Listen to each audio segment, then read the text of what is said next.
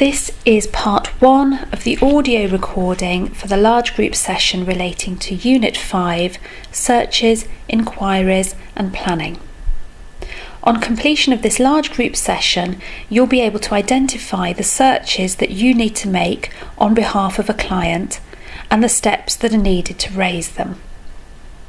You will also be able to identify some of the issues arising from pre-contract inquiries and searches and how to deal with them. And finally, we'll briefly look at some of the basic principles of planning legislation.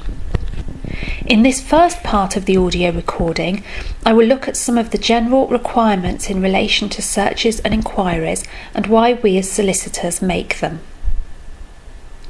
The legal principle behind a buyer's solicitor undertaking searches and inquiries on behalf of their client has always been that of caveat emptor.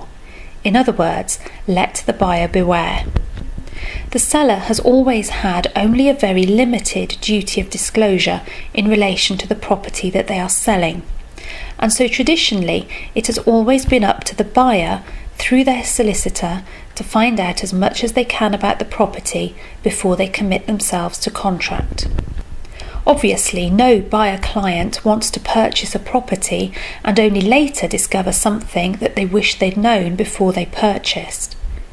Imagine, for example, a buyer who discovers a large-scale development is going to take place right on their doorstep, or perhaps that the lovely kitchen extension that persuaded them to buy, that was recently added to the property, has not got planning or buildings regulations consent. This explains why it has usually been the buyer's solicitor who has carried out searches and inquiries on their client's behalf. The results of those searches might end up in further negotiation between the parties.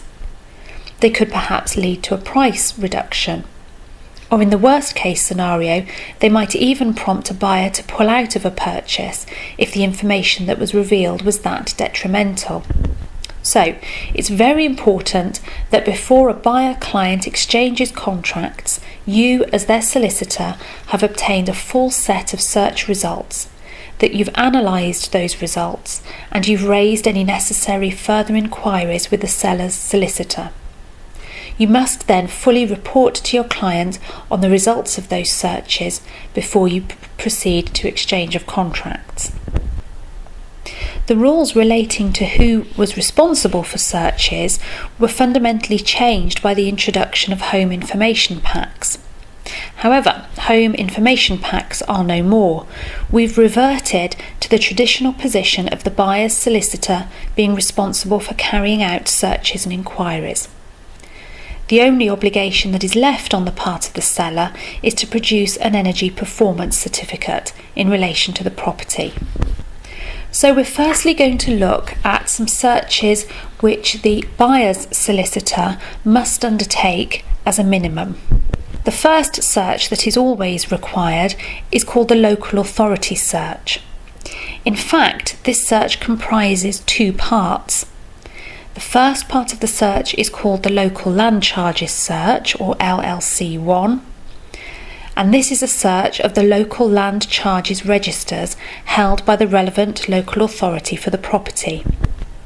There are 12 parts to the register which will reveal matters affecting the property such as planning consents, tree preservation orders, smoke control orders, or compulsory purchase orders. When the buyer's solicitor is reviewing the results, they need to pay careful attention to any entries revealed by the local land charges search. Where relevant, they may need to make further inquiries through the seller's solicitors. Any results revealed by this search constitute overriding interests. That means that they will bind a buyer of a property whether or not that buyer had notice of them. So, by way of example, if the search reveals that there is a tree preservation order affecting the property, the buyer, through their solicitors, will obviously want to know which trees on the property are affected. This is because a tree preservation order would prevent the owner of a property cutting down or even cutting back the trees which are protected. Any further inquiries of this type should be raised with the seller's solicitors. The second part of the local search is called the inquiries of the local authority. This search includes a standard set of inquiries of the local authority, and then separately a list of optional inquiries which can be raised with them for a further fee. With the standard set of inquiries, there are questions relating to planning and buildings regulations, roads, footways and footpaths, and other matters including nearby road and traffic schemes. As before, the buyer's solicitor needs to consider very carefully the replies that are obtained from the local authority. They will indicate, for example, whether the road in front of the house is maintained by the local authority or whether it's private.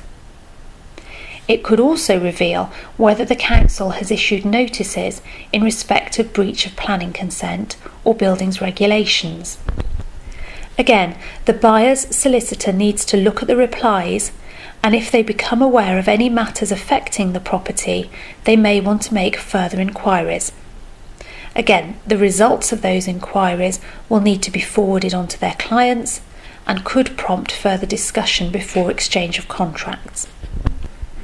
A separate search to the local search is called the drainage search or water company inquiry.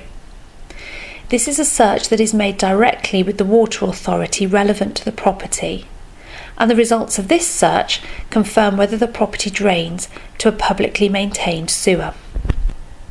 And finally, the buyer's solicitor should always consider doing an environmental search in relation to the property. It's not enough simply to rely on the limited information that's given in relation to contaminated land by the results of the local authority's search.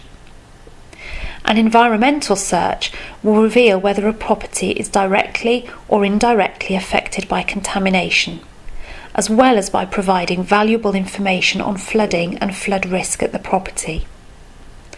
You can make inquiries direct to the Environment Agency, but this can sometimes take time, and a more convenient way that many solicitors use is to pay for a commercial company to obtain this information for you. One of the most popular is called Landmark, who produce the Home Enviro Check, but there are others available. Some limited information can also be obtained online for free. That's the end of the first part of the audio recording for Unit 5.